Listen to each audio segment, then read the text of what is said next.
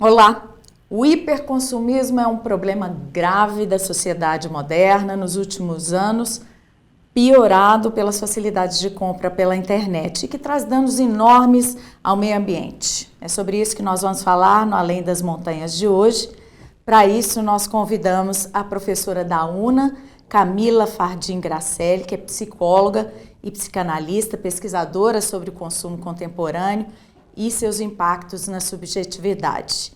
Remotamente de Carmo do Paranaíba, fala conosco a promotora de justiça Carolina Frari Lameirinha, da Coordenadoria Regional das Promotorias de Justiça do Meio Ambiente, das bacias dos rios Paracatu, Urucuia e Abaeté, aqui do Ministério Público de Minas Gerais. E também conosco aqui no estúdio está a comunicadora Desirê Ruas, ela é jornalista, relações públicas, especialista em educação ambiental e sustentabilidade, multiplicadora em educação para o consumo responsável, palestrante e idealizadora do movimento Consciência e Consumo e atua também na comunicação e mobilização da Rede Brasileira de Infância e Consumo, a REBRINC, desde 2013. Muito obrigada pela presença de vocês aqui na TVMP para esse debate, Eu queria começar com a Camila, perguntando quais são os impactos desse hiperconsumismo para a nossa sociedade. O hiperconsumismo é algo que vem sendo dito desde a nossa era pós-moderna. Ele vem com a Revolução Industrial, mas acontece que a gente tem um capitalismo que primeiro começou a oferecer o consumo para os meios da nossa utilização. Quando isso foi suprido e as pessoas começaram a ter mais mercadorias sendo despejadas assim na sua vida, houve uma necessidade do próprio indivíduo de consumir bem-estar. Conforto e facilidade no cotidiano virou sinônimo de felicidade. Isso é a característica da nossa hipermodernidade, que vem daí o conceito do hiperconsumo. Então, o que acontece? Nós consumimos para ter felicidade. Então, eu não consumo mais um telefone porque eu preciso falar com ele, Uma televisão porque eu preciso acessar notícias ou assistir um filme e me divertir com a família. Eu consumo porque aquele telefone vai me trazer felicidade, vai me trazer prazer. O hiperconsumo está muitíssimo ligado ao consumir prazer, consumir emoções, consumir experiências. Então, o objeto em si é descartável. Eu posso comprar uma roupa nova para deixá-la dentro do armário. Não porque eu precise de uma roupa nova, mas eu preciso de consumir a novidade. Isso, então, é a característica da nossa sociedade atual. E ela vem daí, não porque o mercado gerou um hiperconsumo, mas existe uma cultura do hedonismo, uma cultura do prazer. E é essa cultura do prazer que foi gerando esse excesso de consumo e esse mundo capitalista que a gente vive atualmente, que é a característica do hiperconsumo. Doutora Carolina, o problema disso, do hiperconsumo, além de massagear demais o ego da gente, com o ter, é a quantidade de produtos que a gente consome e o lixo que produz com eles, Que é um problema para o meio ambiente. Essa é a maior preocupação para o Ministério Público? Lá, sem dúvida, o consumismo ele implica em um processo, um ciclo constante, onde o impulso por possuir gera essa demanda, para as empresas que criam estratégias e técnicas para manter, ampliar e diversificar o ritmo de consumo. E para atender uma demanda tão grande de produtos e serviços, é necessário fazer a retirada de matéria-prima da natureza, Fabricar, transportar os materiais, utilizar água e energia, dentre outras formas de exploração do meio ambiente. Então, por consequência, quanto maiores forem as demandas de consumo, maiores serão os problemas causados ao meio ambiente. E para se ter uma noção desse impacto no meio ambiente, segundo os dados do Panorama dos Resíduos Sólidos no Brasil de 2020, a geração de lixo no Brasil passou de 66,7 milhões de toneladas no ano de 2010 para 79,1 milhões de toneladas em 2019, Então, uma diferença e um acréscimo de 12,4 milhões de toneladas. Esse mesmo estudo traz a produção individual de cada brasileiro, né? Cada brasileiro produz, em média, 379,2 quilos de lixo por ano, o que corresponde a mais de 1 quilo de lixo por dia. Então, veja como o nosso comportamento e o hiperconsumismo trazem impactos ao meio ambiente. E é um impacto duplo, né, em dobro, né, porque você impacta quando você, como a doutora Carolina falou, quando você extrai, né, a matéria-prima da natureza para produzir a porção de coisas que a gente consome hoje, e depois quando a gente faz o descarte, né, do que é dispensável.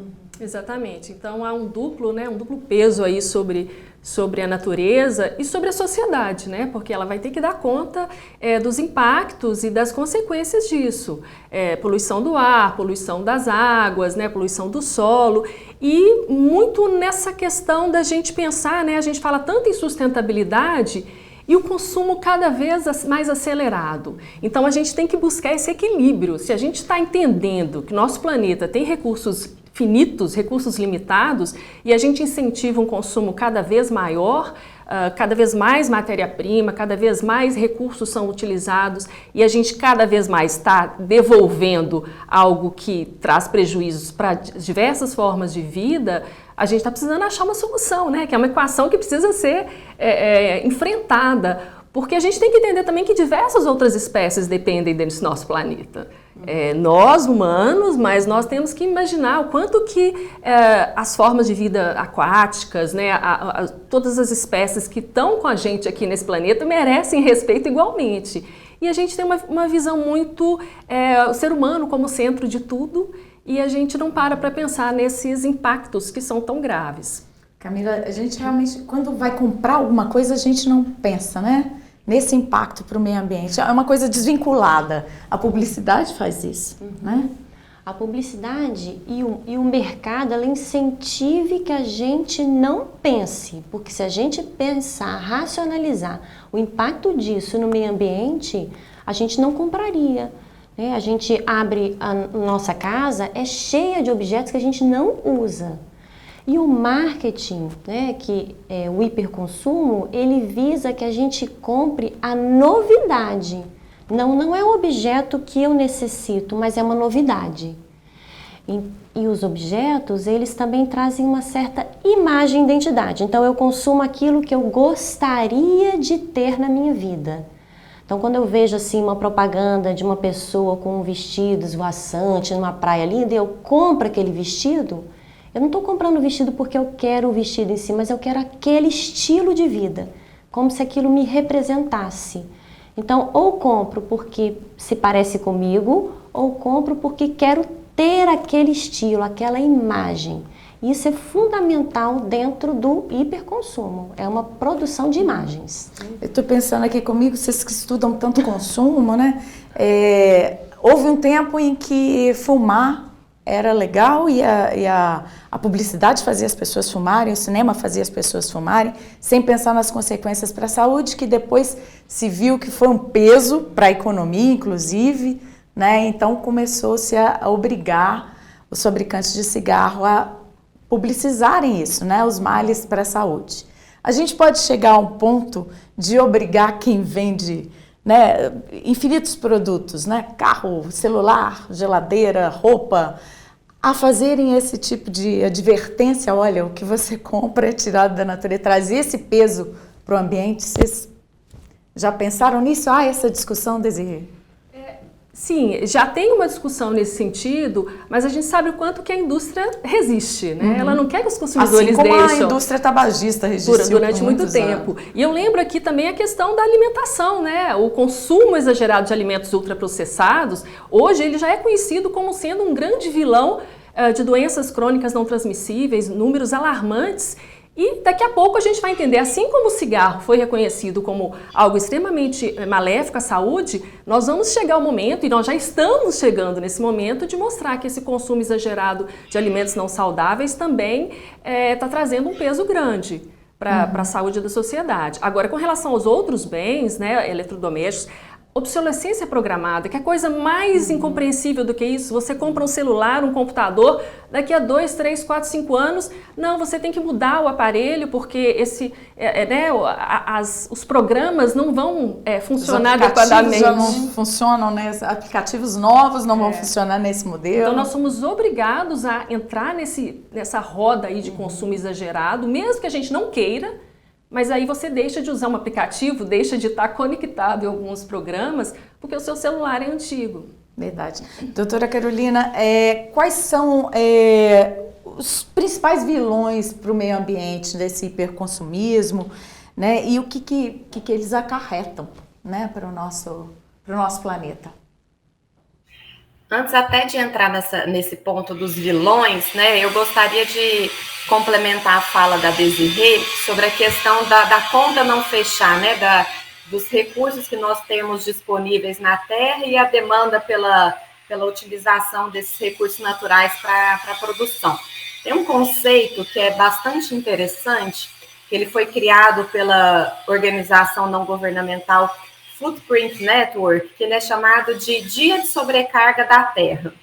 Esse dia, ele marca o dia do ano em que a demanda da humanidade por recursos naturais supera a capacidade da Terra de produzir ou renovar esses recursos ao longo dos 365 dias. Basicamente, a partir desse dia, a gente entra no vermelho e passa a usar um cheque especial do planeta. Então, o dia de sobrecarga da Terra significa que, a partir desse dia, todos os recursos que nós estamos utilizando para a sobrevivência entram em uma espécie de crédito negativo para a humanidade. Esse dia ele é calculado a partir de dados sobre desmatamentos florestais, plantação e colheita de alimentos com uso de agrotóxicos para atender uma maior demanda e até mesmo emissões de carbono ligada a essas e outras atividades. Desde 1972, esse ano acontece antes de se completar um ano. Ou seja, desde 1972, a gente precisa de mais de uma terra para satisfazer o uso anual de recursos de toda a população no planeta. E esse dia, esse marco tem sido antecipado.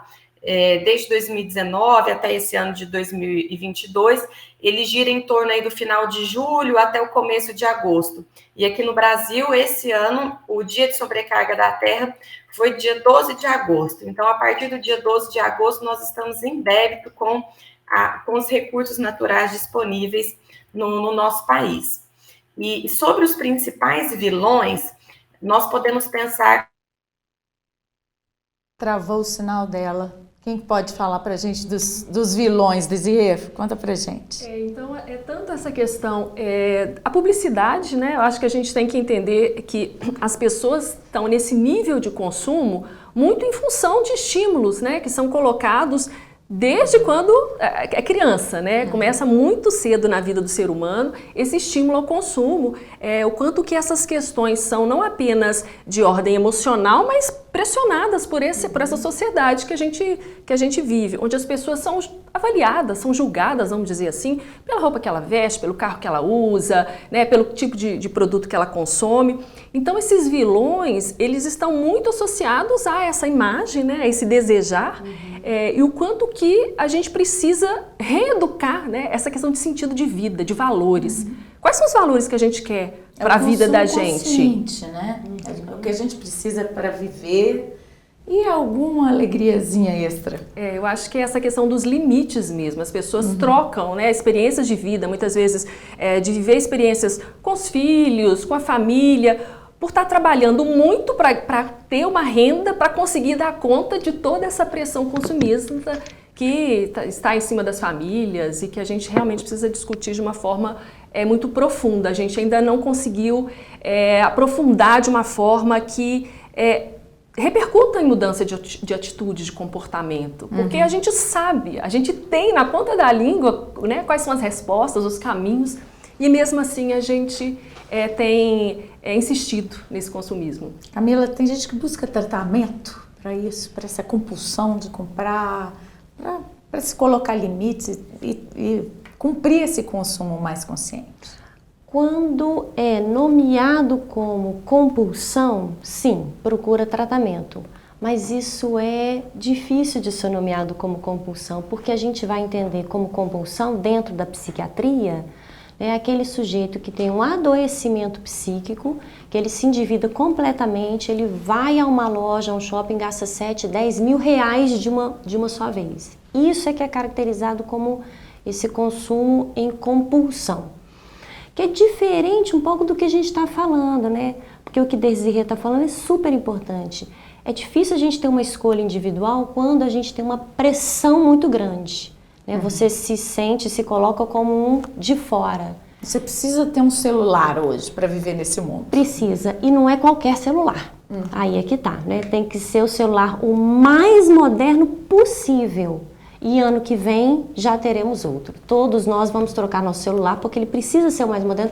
Porque isso, o mercado vai pressionando para que a gente compre. Então é difícil, não é impossível, mas é difícil a gente conseguir se manter e se segurar pensando racionalmente. Eu preciso mesmo disso daqui? Por que é que eu estou comprando isso? Porque esse hiperconsumo, a forma como a gente vive, ela tem um impacto na construção da nossa subjetividade. E as crianças são as mais afetadas. E é sobre elas que a gente vai falar daqui a pouquinho, né? Esse impacto da publicidade, da necessidade de consumo na vida das crianças, na formação delas e como controlar isso com a educação. Aguarde que a gente volta já já.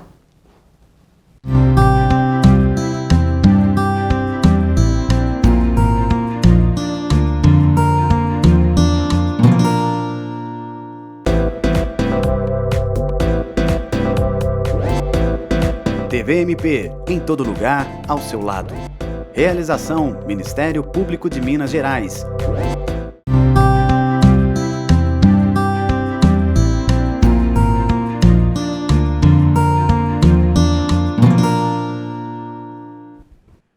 Estamos de volta com Além das Montanhas, que hoje discute o hiperconsumismo.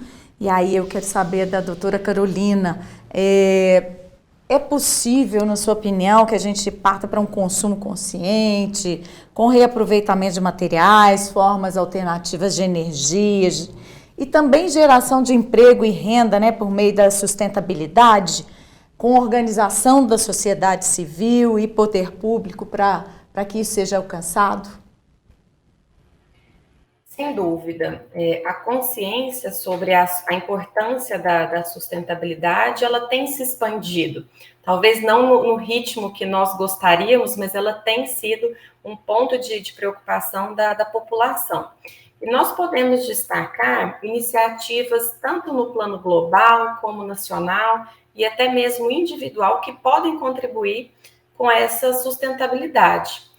No plano internacional, no ano de 2015, os Estados-membros da ONU firmaram um acordo que ficou conhecido como Agenda 2030, que é um plano global que reúne 17 objetivos de desenvolvimento sustentável e 169 metas que foram criadas para erradicar a pobreza, promover a vida digna a todos, dentro das condições que o nosso planeta oferece e sem comprometer a qualidade de vida das próximas gerações. E um desses objetivos, objetivo número 12, é exatamente assegurar padrões de produção e consumo sustentáveis. E já no plano nacional, nós temos uma legislação que é muito rica, que é a Política Nacional de Resíduos Sólidos, a Lei 12.305 de 2010, que prevê como objetivos a não geração, a redução, a reutilização, a reciclagem e o tratamento dos resíduos sólidos, bem como a disposição final ambientalmente adequada desses rejeitos. Também prevê que devem ser estimulados os padrões sustentáveis de produção e consumo, estimulando ainda a rotulagem ambiental e o consumo sustentável.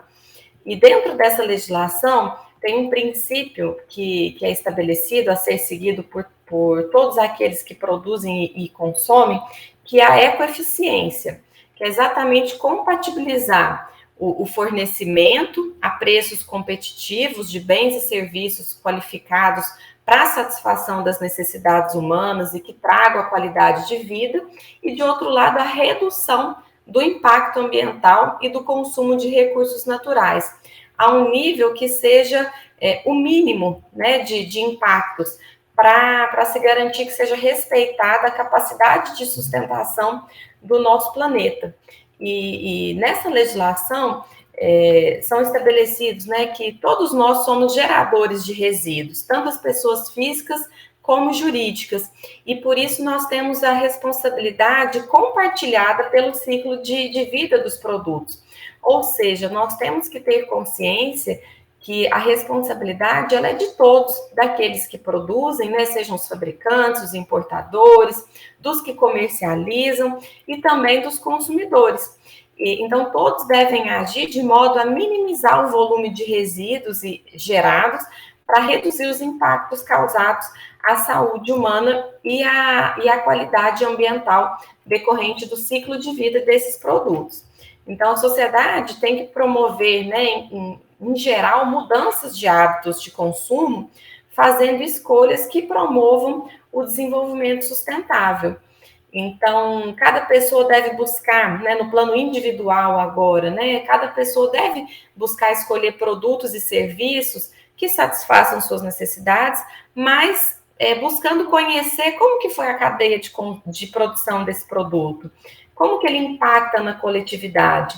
Então, tem, né, no plano individual, a gente sugere assim, que você adote os 4 R's: repensar, né, repensar o que você vai consumir, reduzir o que você está consumindo, reutilizar tudo que for possível de reutilização e reciclar. Então, essas 4 diretrizes nos auxiliam no âmbito individual a nos tornar consumidores mais responsáveis e também contribuir com a sustentabilidade ambiental.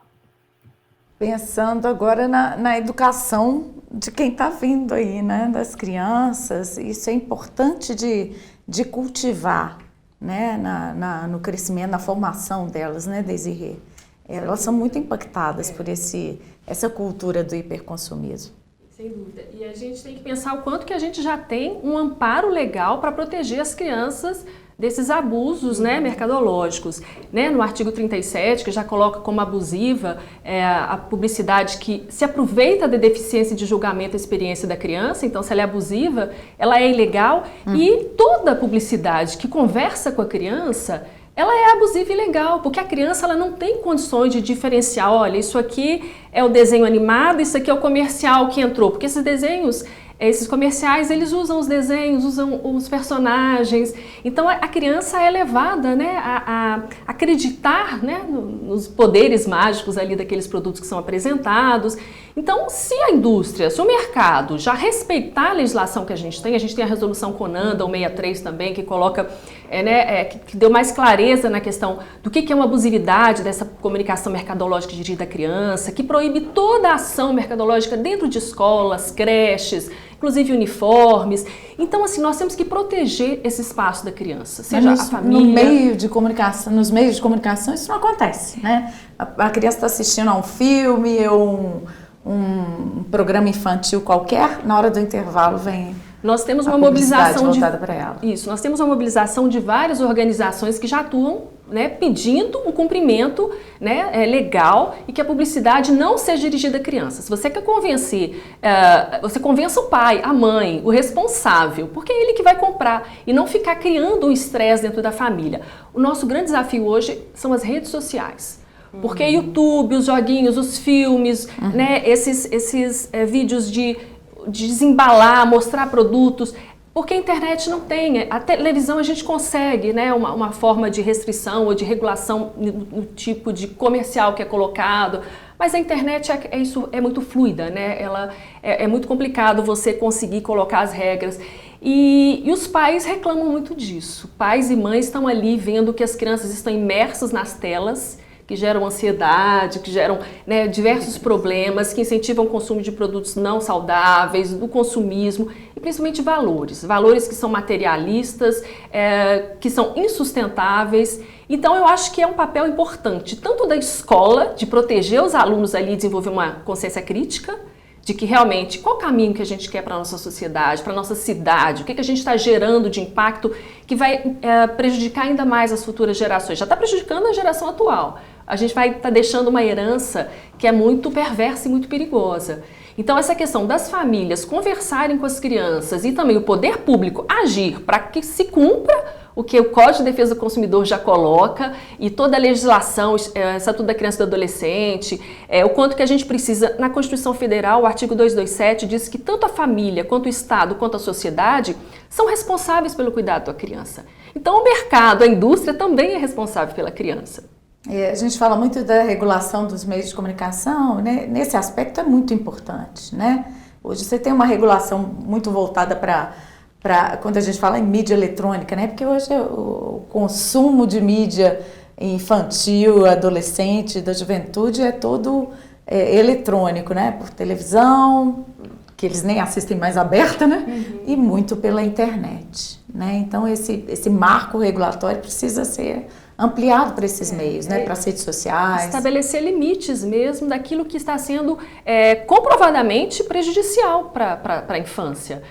As crianças, elas não têm ainda, ela é um sujeito numa fase muito peculiar de desenvolvimento. Uhum. Então nós temos essa responsabilidade de fazer essa proteção. E esses valores são colocados desde muito pequenininho, né? Que adulto será esse que desde pequeno é bombardeado com valores consumistas, materialistas e insustentáveis?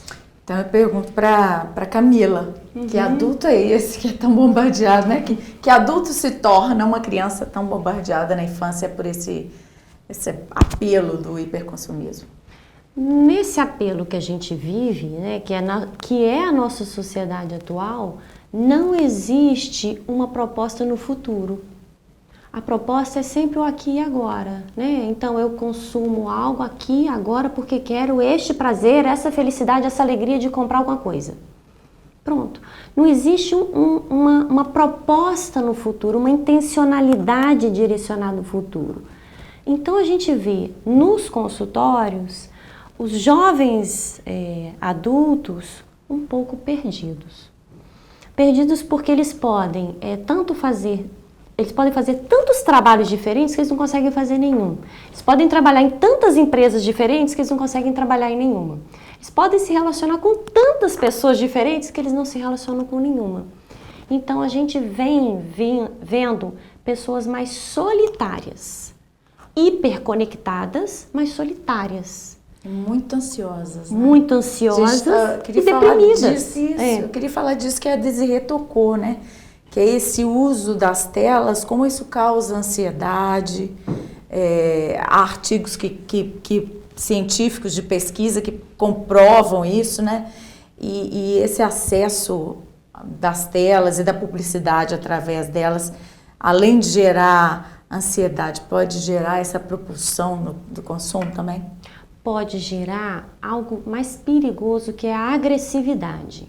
Então isso, as telas, então para as crianças isso é muito mais prejudicial do que para um adulto, embora todos os dois estão em risco, mas porque a criança é uma subjetividade que está sendo construída. Então é o seguinte, quanto mais tempo elas passam diante das telas, mais o cérebro dela é afetado. De que forma? Se você fica no final da noite, vou dar ao meu filho um tablet, ele vai assistir alguma coisa para ele descansar. Se ele assiste meia hora, ele precisa de mais ou menos 40 minutos para o cérebro desacelerar. Porque aquilo não descansa. Não é eu desligo, eu vou desligar, eu vou deitar e dormir. Então aí os pais depois se queixam que o menino dorme mal. Mas ele dorme mal, talvez, porque ele assista muita coisa prestes à hora dele dormir. Então existe essa questão que é uma questão biológica, né, neurológica. Da aceleração cerebral em relação àquelas telas. Ao desligar as telas, como a criança está com o cérebro dela muito acelerado e portanto ela não vai dormir, e se for a hora dela fazer um dever de casa, tomar banho para ir para a escola ou ir dormir, os pais precisam que ela faça aquilo por causa do relógio, né, que a vida é organizada em função dele, ela se torna agitada e agressiva. Agressiva, não respondona, bate no mãe, bate no pai, foge dentro de casa, né? Joga coisa na parede. Isso é rotineiro dentro dos consultórios de psicologia, é o que a gente escuta, é com o que a gente trabalha. E isso é exatamente causado por esse contato, né? Esse contato muito intenso, né? E que gera ansiedade mesmo, né? E a criança não sabe controlar isso. Então, assim, o contato com os eletrônicos provoca isso, o contato com a propaganda que exige da gente um consumo, né? Coloca lá pra gente, você vai ser mais interessante se você tiver isso, você vai ser mais feliz se você tiver isso, você vai ser mais bonito se você tiver aquilo outro.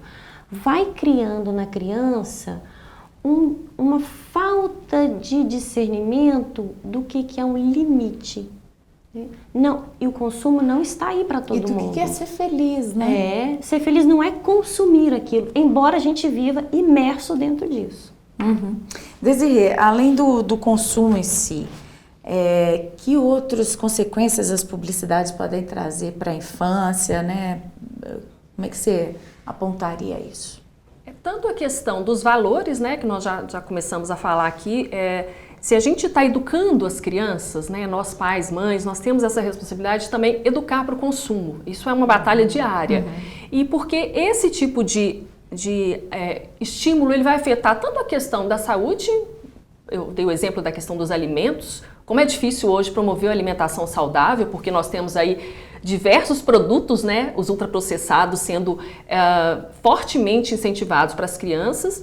Então, tanto nessa saúde, nós temos aí 1/3 da população infantil com sobrepeso. Então, é um problema concreto, onde a gente precisa atuar em escolas, em famílias e também nesse olhar crítico de que tipo de mensagem está chegando para as crianças.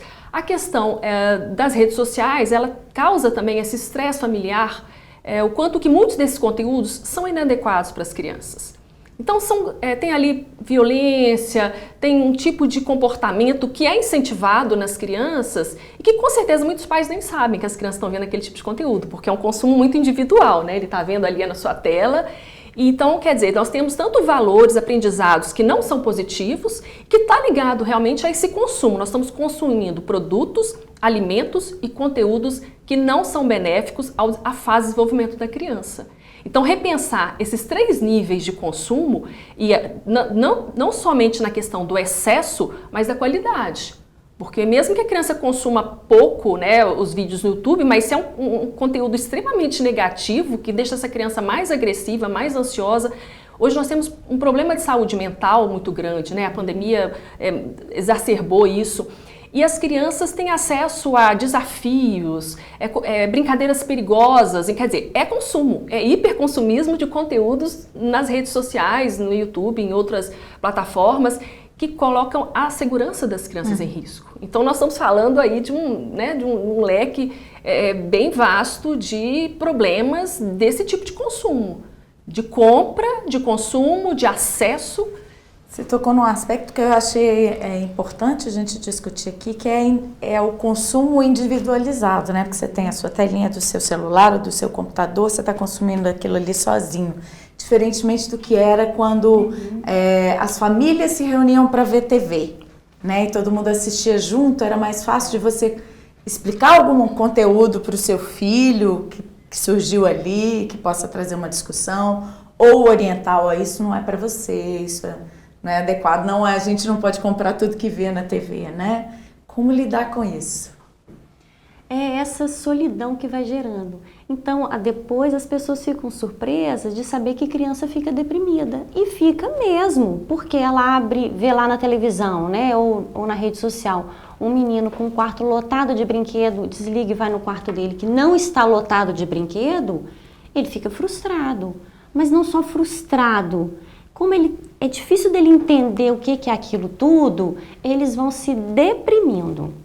Agora é importante salientar o seguinte, que isso é uma questão que não está ligada especificamente ao marketing, à propaganda, porque ela não é especificamente o vilão, mas é o modo como todos nós vivemos, que é o modo social como a gente vive. É incentivado a individualidade. E o comportamento das famílias deve mudar pensando nisso, né? é preciso procurar saber o que seu filho está consumindo ali naquelas telas, e na escola também, né? Se levar essa discussão para a escola, eu imagino, né? A escola é esse espaço coletivo que precisa ser colocado esse tipo de tema. Porque ali, professor, muitas vezes pais e mães têm uma dificuldade de conversar com os filhos, principalmente na pré-adolescência e adolescentes. E na escola o adolescente está com outra abertura, né? Está ali com os colegas, está na turma. Então eu vejo, né? Os especialistas acreditam que seja um momento muito mais oportuno de se trabalhar as temáticas como a questão do consumismo. E quando acontece com a parceria, né? Famílias e escolas, fortalece mais. Melhor ainda, né? Bom, o hiperconsumismo é um caminho sem volta? É o que a gente vai discutir no último bloco do Além das Montanhas de hoje. Aguarde.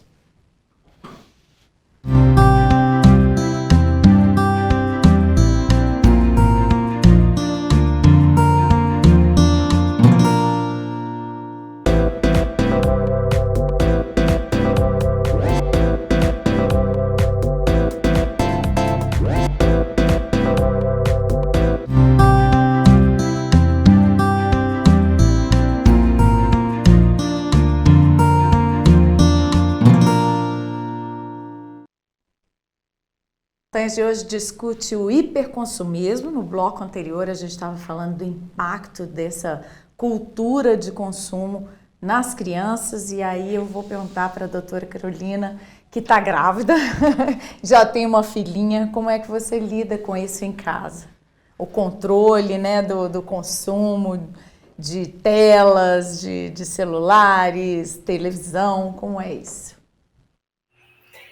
Trazendo um pouco da experiência pessoal, né? Eu acho que eu ainda vivo um pouco a moda antiga.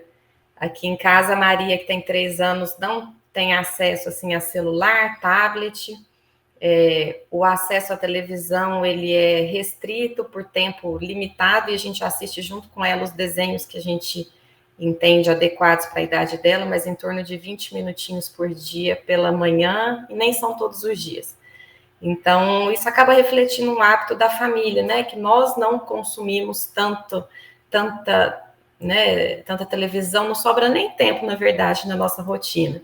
Então, o pessoal, nossos amigos estranhos, que a gente sai para jantar, a gente não coloca um telefone para Maria, né? Ficar ali concentrada. A gente traz ela para o convívio, né? Para entender que esse momento de se reunir com a família, conversar, ele é um momento importante que deve ser valorizado, e eu trago isso da minha experiência pessoal, né, são as memórias que eu trago da infância, do convívio com a família, que eu gosto de reproduzir aqui em casa. Então, por enquanto, eu acho que estou conseguindo resistir a essa onda do hiperconsumismo, em especial com relação ao consumo de telas com a minha filha. E aí eu te passo a pergunta que eu fiz antes de chamar o intervalo, que é se o hiperconsumismo é um caminho sem volta, na sua opinião. Como é que você responderia isso? Não acho que ele é um caminho sem volta, pelo contrário, eu acho que nós estamos expandindo a nossa consciência sobre os danos, né, tanto ao meio ambiente como na esfera individual e psicológica, né, desse tipo de comportamento. Então, embora a pressão, né, mercadológica seja muito forte, as pessoas, as famílias, as escolas estão tendo consciência das consequências negativas e estão buscando, principalmente por meio da educação ambiental, trazer essa consciência de um consumo equilibrado, né, de forma mais sustentável.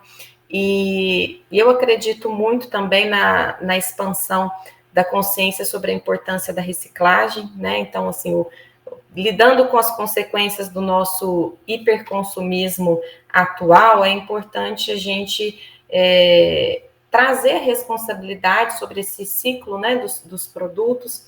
Então, para se ter uma ideia, no ano de 2021, o Brasil produziu 82,5 milhões de toneladas né, no ano de resíduos sólidos. E desses 82, 27 milhões são recicláveis, mas apenas 4% foram efetivamente encaminhados para um processo de reciclagem aqui no Brasil. Então, se comparado com outros países, nós estamos ainda engatinhando, né? Países como Chile, Argentina, eles já estão reciclando cerca de 16% dos resíduos recicláveis, o que também é pouco. Já na Alemanha, nós temos um índice de 67% de reciclagem desses resíduos.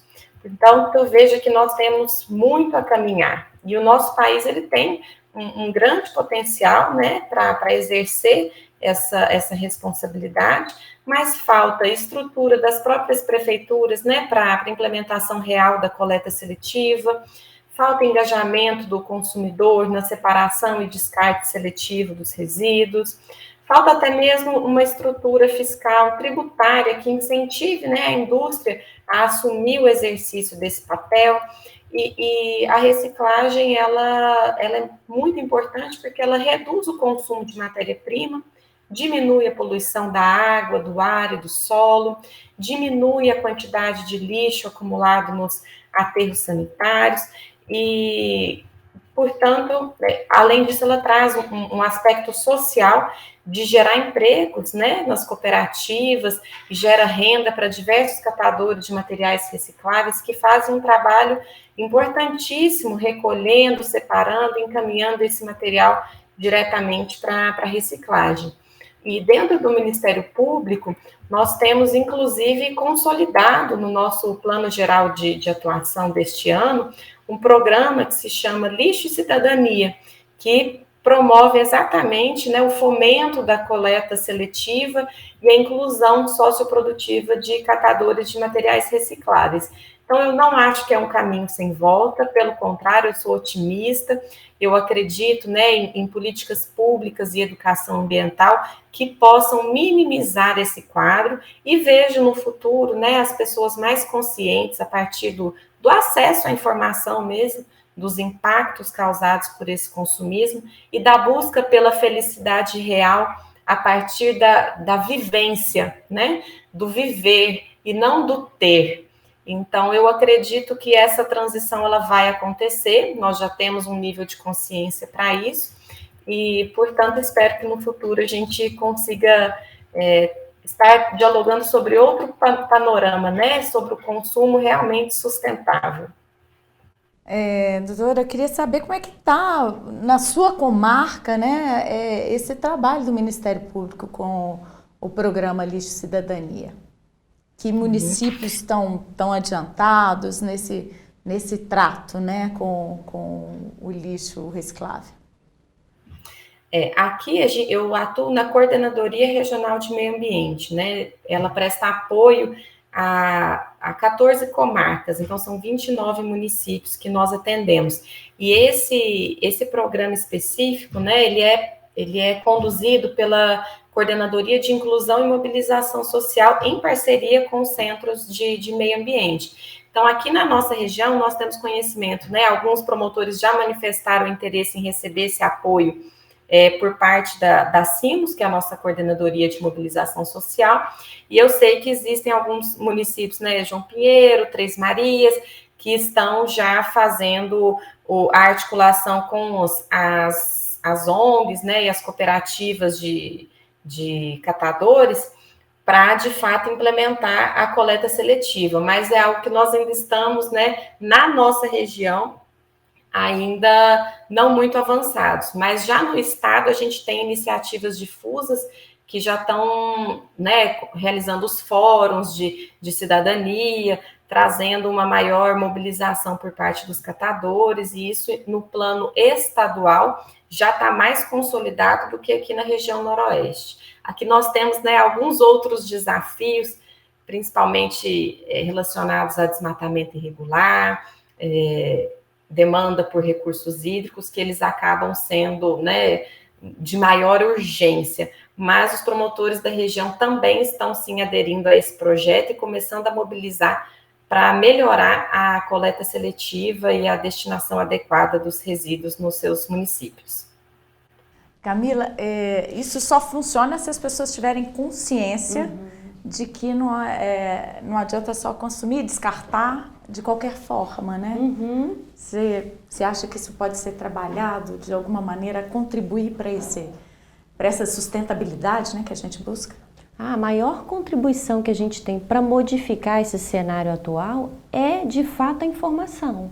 Informação é o debate, é a escola discutindo, é dentro de casa, é ver um filme sobre esse assunto, é assistir um programa de TV, ler um livro, ler um artigo. Isso vai moldando uma nova consciência sobre a temática. E é fundamental ir pensando dentro de seus núcleos familiares o consumo, que impacto que ele tem, por exemplo, no meio ambiente, né? Aquela caixa enorme que chega na minha casa trazendo um pequeno relógio. Né? Por que essa caixa é tão grande? Né? Eu jogo no lixo, ele desaparece. Então, quando uma família, uma criança especificamente, tem contato com para onde vai esse lixo, conhecer esse tipo de coisa, ver essa realidade, que seja via televisão, isso faz muita diferença. Porque se a gente conta para eles, eles imaginam. Se eles veem, então eles têm acesso a algo concreto do que acontece. Desirê, você como especialista em educação ambiental e sustentabilidade, que projetos você destacaria que são modelo para o que a gente deve implantar?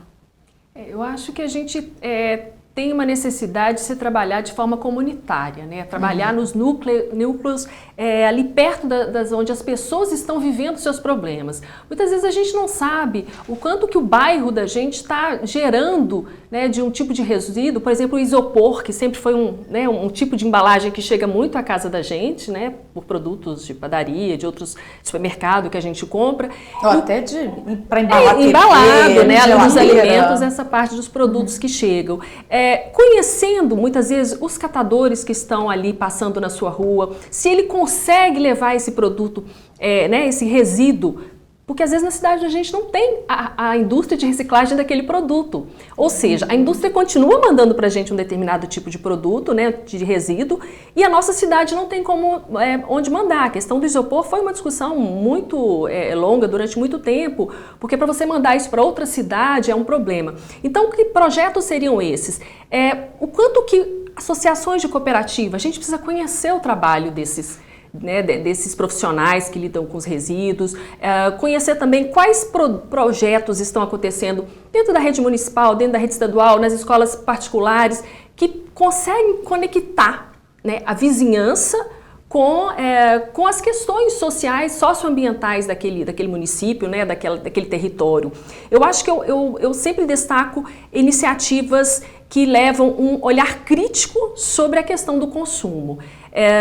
Quanto que a gente está pensando que o consumo é algo individual, é uma escolha minha enquanto consumidor, e na verdade não é. É uma escolha minha com reflexos em várias dimensões. Então são camadas que se unem e que qualquer projeto, para ser bem sucedido, ele tem que realmente pensar. Nós falamos aqui das crianças, do consumo, quantas crianças não têm condições financeiras de comprar determinados produtos, muitas vezes o básico, e essas crianças e jovens são bombardeadas com estímulo ao consumo. Então, assim, a gente tem aí já algumas pesquisas que mostram esse vínculo aí entre esse estresse familiar, essa questão até da criminalidade associada a essa cultura de se ter produtos desde pequeno, é um tênis, é um celular. Então, assim, desconstruir toda essa lógica de uma cultura que vai contra o ser humano, que vai contra a vida, os recursos que a gente tem, a questão da água, do solo, do ar, por uma perspectiva mais humana. Eu acho que todos esses projetos educacionais que hoje a gente tem inúmeras organizações não governamentais, iniciativas de ativistas em Belo Horizonte, em Minas Gerais, em várias partes do Brasil, que tenham essa conexão de um pensamento holístico, sistêmico. A gente olha o ser humano, olha o ambiente onde ele está vivendo, as escolhas de consumo passam pela educação, mas por uma mudança de hábito que só vai ser obtida se a gente conseguir também políticas públicas, apoio de todas as esferas governamentais, da sociedade, porque é um desafio muito grande. Eu digo, é a gente nadar contra a correnteza. A gente tentar ali, a gente vai tentando dando braçada e o mar está jogando a gente para cá, que é essa onda do consumismo sempre tentando jogar a gente para... E a gente não consegue avançar porque os estímulos são muito poderosos. Tem um aspecto que eu acho que você passou aí falando do isopor e eu fiquei pensando o quanto o consumo consciente passa também por a gente perguntar esse produto que eu estou consumindo, depois qual é a destinação que ele vai ter quando eu jogar fora, né? Também é preciso uma cobrança do próprio fabricante, né? Olha, você produz alguma coisa que usa esse material e que depois não tem para onde destinar, né? Não tem onde eu vou jogar isso fora. Isso vai ser possível ser aterrado, né? Degradado. E essa ideia do jogar fora é uma ideia que não existe, porque não existe fora. A gente está sempre jogando dentro de algum lugar. É no aterro sanitário, às vezes do município vizinho, que aí a gente fica livre daquele problema. A gente, né, vê inúmeras formas de descarte irregular. Então é um questionamento mesmo de mudança de cultura, de perspectiva e de criação, né, de leis, de mecanismos que obriguem o fabricante a dar uma destinação, que responsabilizem também o consumidor para estar fazendo parte aí desses processos. Sem esse trabalho coletivo, a gente não avança, porque é um desafio que é todo dia. A gente acorda, a gente está consumindo, a gente, na hora do almoço, na hora de dormir, é o dia inteiro de consumo, nas várias esferas e numa população que só aumenta, né? Então, se esse esforço não for realmente muito concentrado e com amparo, com políticas fiscais, com incentivo daquele comércio, por exemplo, que reduz a produção de lixo, de isopor, de plástico, usa mais papel, que é mais sustentável. Por que esse tipo de comércio não é privilegiado, não tem algum tipo de benefício fiscal? Então, são ideias que a gente sabe que precisam ser efetivadas. Ou da devolução, né? Você premiar quem devolve ou leva para o destino correto. Eu fico me lembrando quando a gente consumia bebidas em garrafa, né? Que você retornava e pagava mais barato, né? Hoje tem alguns produtos que fazem isso, né? Você levar de volta ou você manter aquela embalagem, comprar só o refil. Né? É preciso responsabilizar a indústria fabricante, né? Porque eles estão nos impelindo a consumir cada vez mais, mas eles têm uma parcela de responsabilidade, né? O isopor mesmo que você estava citando, eu não faço ideia, né? Qual que é a destinação dele? Exato, então são substâncias extremamente tóxicas para o meio ambiente. Aqui a gente nem está falando, por exemplo, de tintas, outros materiais mais perigosos, né? Embalagens de produtos químicos, de material de limpeza, que também vão estar contaminando, descarte de pilhas, de lâmpadas fluorescentes. Então, assim, tem uma gama realmente de produtos que são bem perigosos e preocupantes, e que realmente a gente precisa ter cada vez mais esse amparo, né, dos órgãos competentes para que a gente avance. E a nossa tendência, né, Camila, é muito deixa para o poder público, isso não é comigo. Mas é preciso que a gente se responsabilize também, né? Precisamos. Você vê que o pensamento da individualidade é esse, né? Foi joga ali no lixo e o outro que dá conta daquilo ali. Alguém que vai cuidar, isso não é comigo. E individualmente, as pessoas ainda acham ruim se elas tiverem que guardar o lixo dentro de casa para pegar um carro e levar num determinado lugar. Individualmente, separar o lixo. Ainda se acha ruim isso, por isso que esse pensamento coletivo é tão importante, né? Cada um tem uma parcela, né, na educação infantil, que é uma coisa que a gente tem pouco, eu acho, ainda nas escolas, né? Que tem que se cultivar. Tem que se cultivar. Quem tem filhos pequenos ou convive nesse universo infantil, você vê que as escolas têm um esforço. Tem um esforço das escolas, né? E de vez em quando as crianças soltam umas frases interessantíssimas dentro de casa, que tem a ver com a reciclagem, com o consumo, que você fala, olha, tá vindo aí alguém com um pensamento, uma semente diferente, né? Foi plantada na escola. A escola tem feito um esforço. Que esse apreço ao meio ambiente seja cada vez mais valorizado por essas gerações que estão vindo aí, né? Eu agradeço muito a participação de vocês, doutora Carolina, Desirê, Camila, muito obrigada por esse debate aqui na TV MP. E a você que esteve nos assistindo, continue ligado aqui na nossa programação. Até breve.